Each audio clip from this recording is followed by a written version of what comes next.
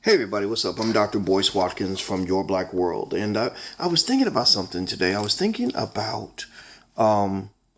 white people, to be honest with you, not in a bad way, but just thinking about it. And I was thinking about the definition of success that we have in our society, and how correlated that is with approval and acceptance from white people.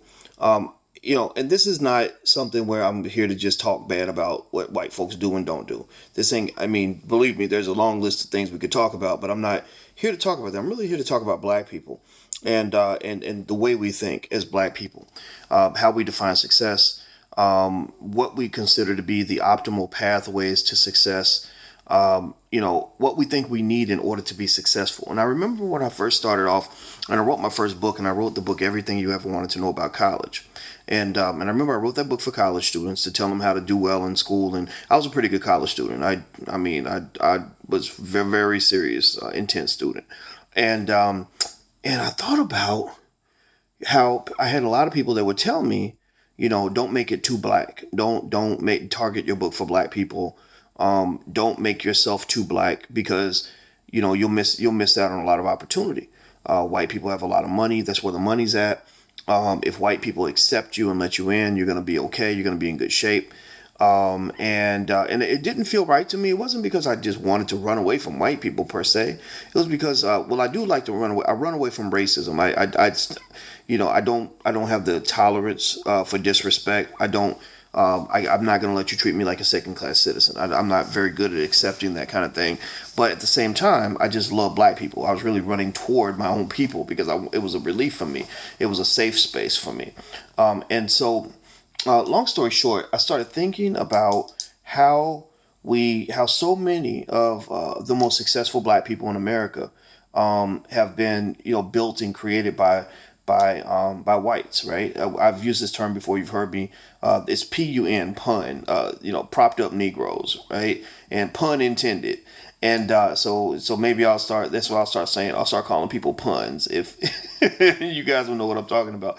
But but the thing is, it's not really to discredit everybody who's successful due to white support. But what I've noticed is that the majority of black people who are successful tend to either feel like they need or they have a benevolent white benefactor.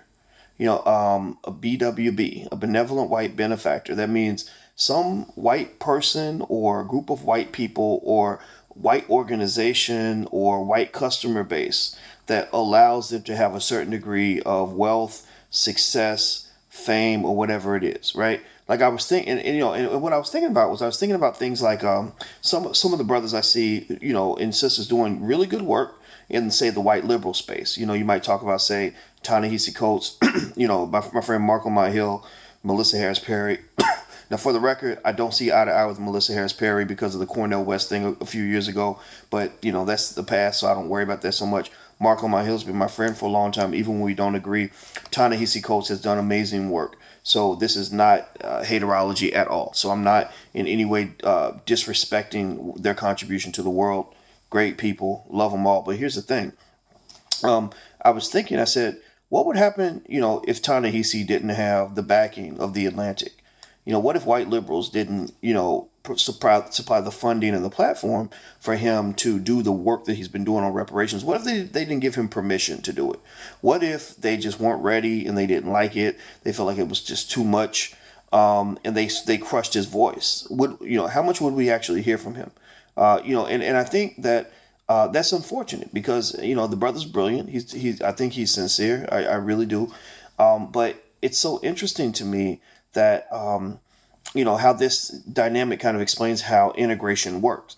When I wanted to build my platform and build my name and all this stuff, I remember talking to Marco Hill and us having a conversation about it. And I said, I think I want to build something without feeling like I need white people's help. Because we were talking about the networks and maybe what it would be like to get signed by CNN or get a deal with Fox. Because at that time, Fox wasn't as racist as it is now. So we thought, we talked about that kind of stuff.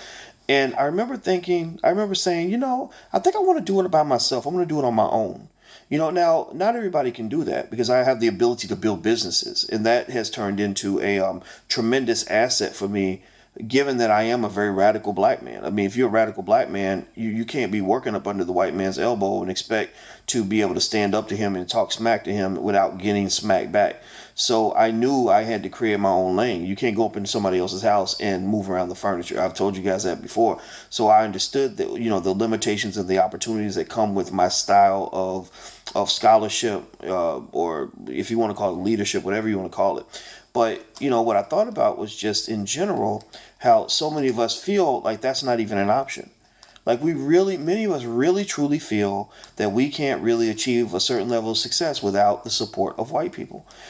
In fact, many of us are afraid to try to move forward without the support of white people. And the problem with that, the limitation with that, is that white institutions only have room for so many of y'all.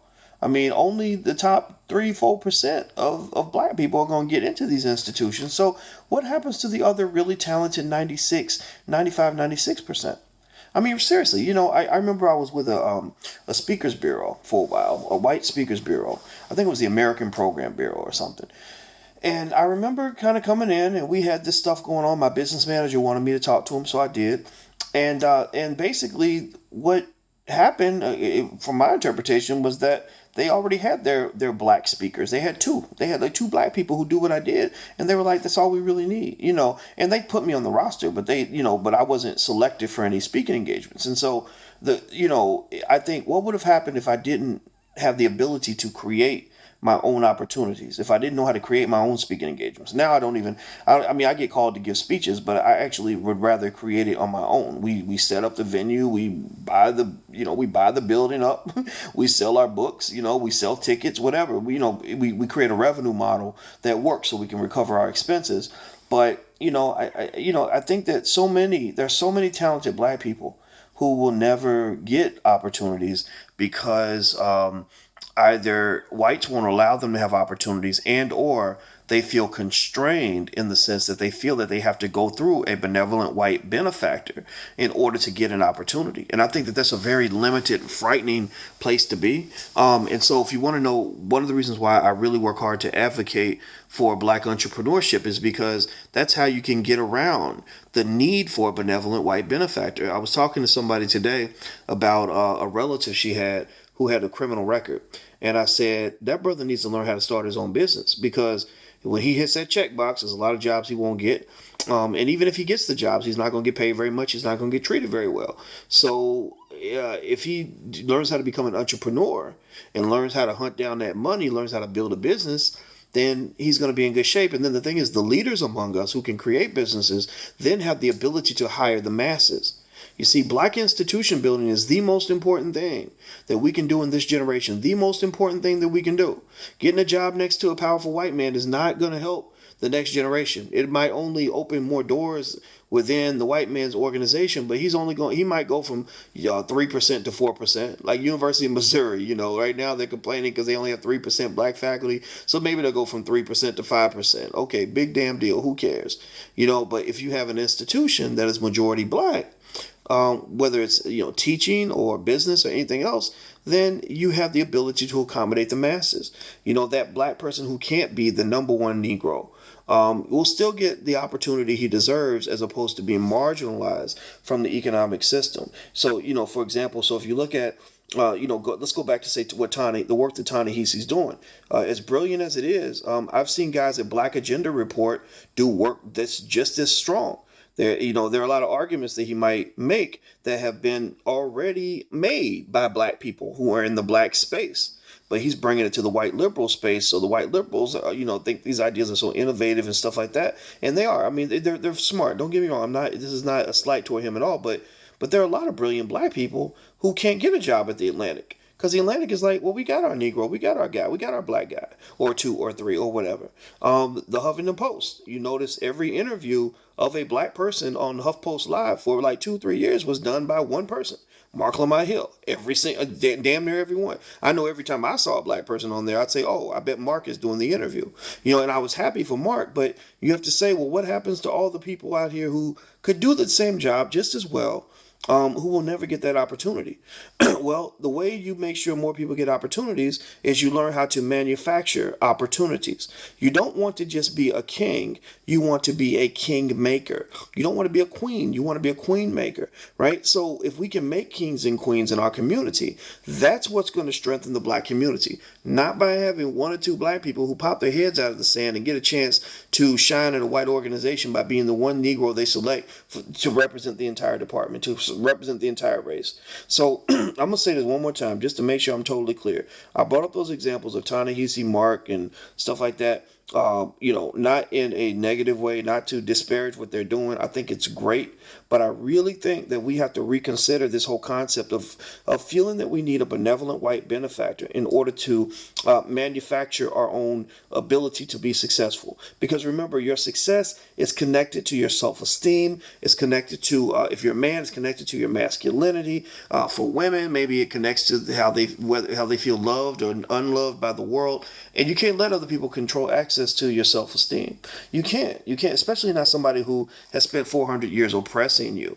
So, when I think about the way I conduct my career, it doesn't mean I won't work with white folks. I work with white folks, when the situations come up. I mean, if it happens, I will. I don't work with them as much just because I don't go around chasing the money per se. We charge money because we have to, because our bills are insane. But and we have single parents and stuff that we have to feed. But I'm not out here just saying, oh, how can I just get as much money as possible? Because I think that you get to a point in your life where, or you should get to a point in your life, in my opinion, where you're thinking about wealth, a wealthy life, but you should realize it goes far deeper than just how much money is in your bank account. So don't go out here just cooning for cash and selling out to the highest bidder and doing any old thing that has no meaning just so you can get an extra dollar bill. I don't think that's going to make you happy. I think that you want to still, if you want to make some money, go ahead and make some money. If you want to get your shine on, I'm not going to disrespect that. But at the same time, make sure you're deeper than that. Think about things in a multidimensional framework where you can say, my goal is to optimize my life. And money might be part of that. Money might be one of the tools for optimization, but money is not the be all end all. Because if all you focus on is the money, and white people have all the money, then you inherently are going to conclude that white people are better than you because they have something that you desire and they have it in great abundance and you have very little. So don't value yourself just based on how much money you make. That's not going to make you happy. So anyway, those are just my thoughts. Don't ask me why I made this video. In fact, I'm sitting here. You can see my bedpost behind me because I'm literally sitting here at my bed. And I was thinking, is this going to be tacky for me to make a video while I'm sitting in the bed? But you know me, I don't care. I just try to be honest with you. So you guys take care. And I love all of you. Talk to you soon. Bye-bye.